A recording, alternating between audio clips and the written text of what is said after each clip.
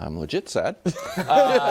Your reaction? Well, listen, I thought that was actually a pretty touching video for being 1 minute, and I think it did speak to the fact at how emotional he was about it, because obviously that wasn't like on IG Live. You know what I mean? He could have done multiple takes or whatever he wanted, and that was, I think, the most authentic and maybe the best version he had of it, where he got all the way through it, because I think this is a crushingly sad moment for him, because I don't think that obviously he's choosing to retire, and I think it's something that part of him wants to play football forever. And the fact that he's 45 years old and none of us at this table thought he was retiring speaks to the fact that Tom Brady not only broke the record books, but broke all of our brains about what greatness in the NFL is supposed to look like. Prior to Tom Brady, the high watermark, impossible standard was 4 rings. And we looked at it as, okay, so how if you're going to get more than 2, how do you get there? Well, you have to have this amazing dynastic team like the Steelers did in the 70s, or like the greatest player ever plus one of the greatest quarterbacks ever, like the Niners did with Rice in Montana, or just Hall of Famers on both sides of the ball all over the place, like the Cowboys. That's the only guys that got 3 or 4 rings. 2 rings was, are you the best quarterback ever? Like that was this, like John Elway was in the argument as the best quarterback ever because he got to 2. Steve Young got 1 ring. Brett Favre got 1 ring. Kurt Warner got 1 ring. And nobody was like, disappointing. You know what I mean? Didn't. But Brady broke our brains on it. And Brew, the thing is that's so crazy about what Tom did was he actually was following that model. They had a little run, won 3 and 4 years, just like the Cowboys did, and then 10 years without a ring. It's like, okay, yeah, he's going to have 3 rings, like, you know, in that. And then from 2014 to 2020, every other year he won the Super Bowl. That's pretty good. And it changed the way we evaluate all players in this league now. Where you mentioned that we're going to talk to Mahomes later today. For Mahomes, everyone's like, man, if he only wins 3, is it a disappointment? When prior to Tom Brady, great point. Only winning 3 would be like, is he the best player we've ever seen? Great take. No, you're absolutely right. Look, if Patrick Mahomes only won 3, you're right. I would feel a bit disappointed. But that's because of Brady. No doubt about it. And it's interesting because obviously when you think of Brady, you think of the GOAT. I remember when I first started thinking he might be the GOAT. We're in years he didn't even win it. Was 2007 when he got Randy Moss. Because his first 3 Super Bowls, and a lot of people like to say, oh, he's just a game manager. Check out his second Super Bowl win when he threw for about 350 yards and I think 3 touchdowns. But when he won those Super Bowls without even Pro Bowl receivers, and we know it don't take much to make the Pro Bowl anymore, but he didn't have great receivers. You give him Randy Moss, and all of a sudden, 50 touchdowns, almost twice as many as he had ever thrown in a season. The yardage, everything was crazy that year. And I started thinking, wow, if he had a Rice like Montana, if he had a Marvin Harrison like Peyton Manning, this is what he would be. And then he adds more Super Bowls, and it's like, obviously, he's the GOAT. I think who he is, and I mentioned this Monday, Nick. We were talking about Mahomes and Brady. And I said, I think it could end up going forward as Brady is like Bill Russell and Mahomes will be like Jordan. He won't have as many rings, but he'll have a lot of rings and the individual numbers. And I really am beginning to feel like this is the Bill Russell of this generation. Number one, they were the winningest players in the history of their sports. I mean, Brady's won more Super Bowls than any franchise. That is ridiculous. Secondly, they weren't consistently viewed as the best player in their sport. Obviously, you had Wilt Chamberlain with Russell. And Aaron Rodgers and Peyton Manning got more MVPs and more first-team All-Pros than Brady in his era. Number 3, they were both incredibly clutch. And Nick, I want to show you this graphic. This is what Mahomes does have to do. Look at the Super Bowls. Look at Peyton Manning and John Elway. 3 touchdowns for each of them. 5 picks for Peyton, 8 for Elway. Yep. Mahomes even, to this point, 2 touchdowns, 4 picks.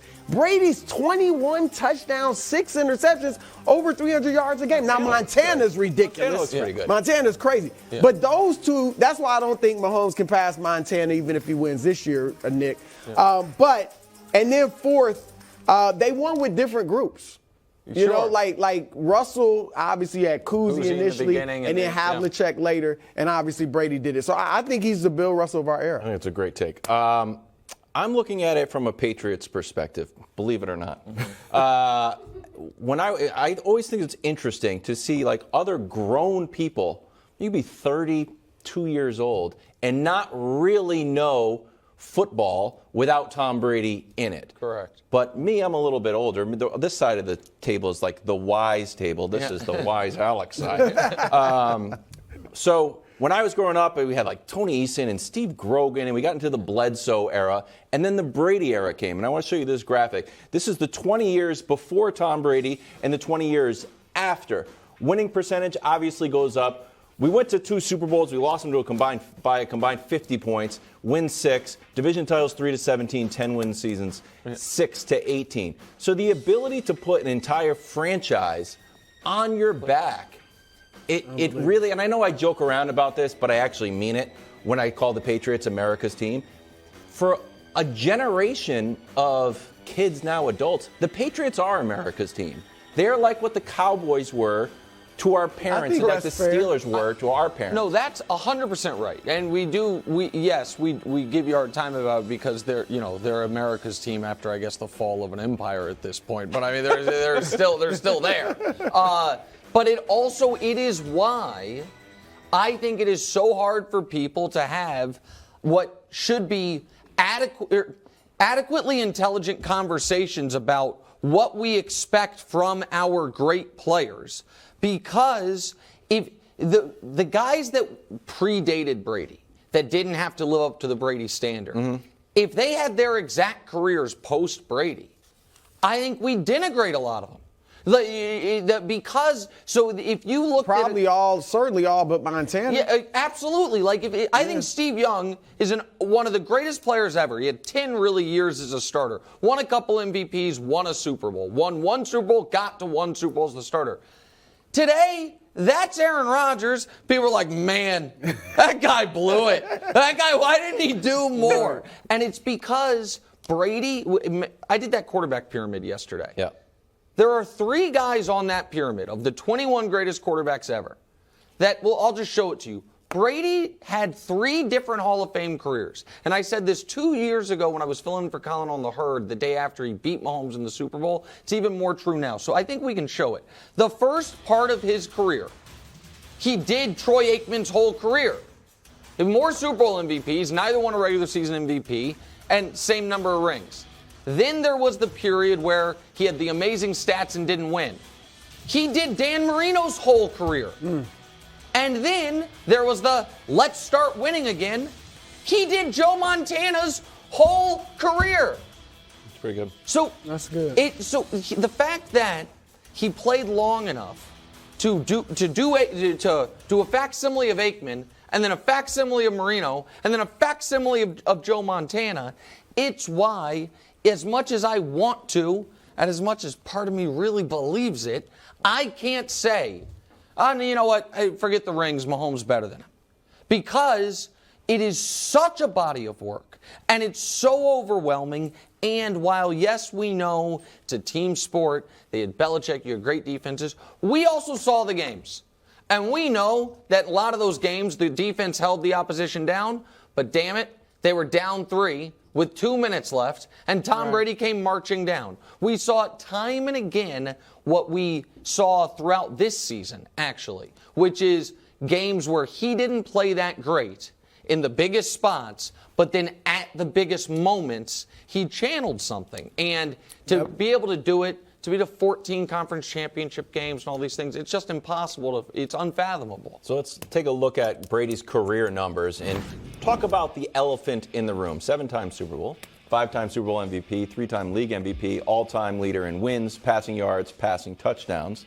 Nick, are you ready to put these in Sharpie non-erasable ink that he's not going to add one more win? AKA, do you think he's done permanently forever? No, I think he's done. I think that Seth Wickersham had a really interesting piece today, and Seth wrote a book about Tom and was part of the Tom versus Time, I think it was, one of the docuseries Tom did. And we don't talk, I think it's the right thing to do out of respect, much about Tom's personal life. But obviously that was in the news this year, and he went through a divorce, a very public divorce.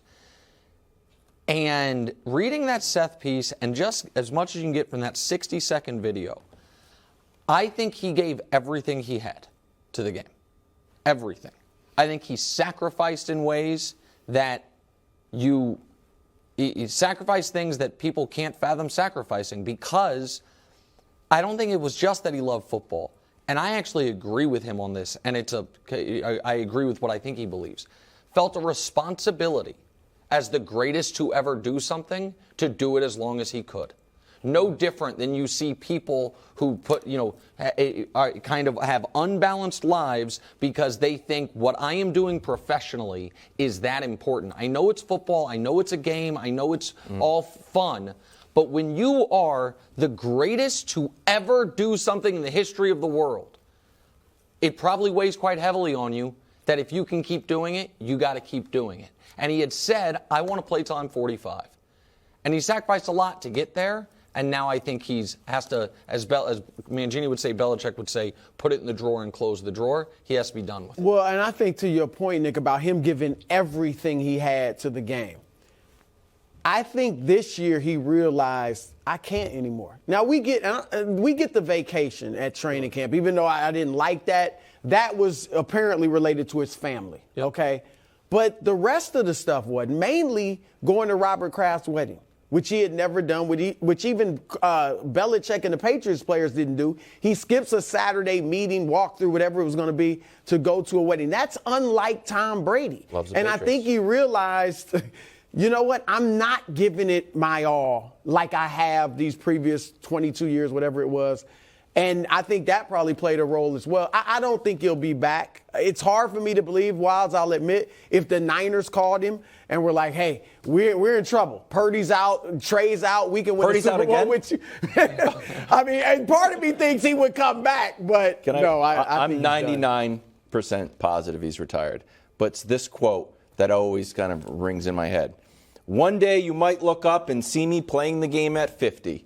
Oh, don't laugh. Never say never, because limits, like fears, are often just an illusion.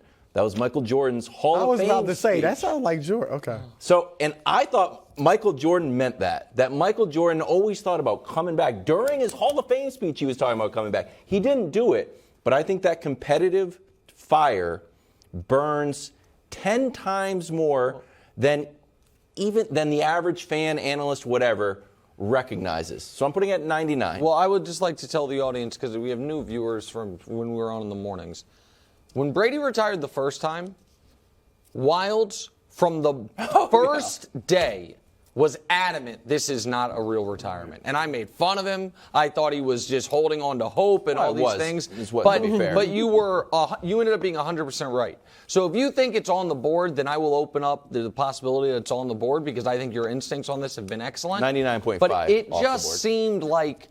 seemed like he was like grieving in that video, and that this is a chapter of his life that I think he has to mentally turn off, which is, obviously he's not leaving football, he's going to be a part of Fox and a part of broadcast, but I think he said he wanted to get to a goal and got to the goal and is done.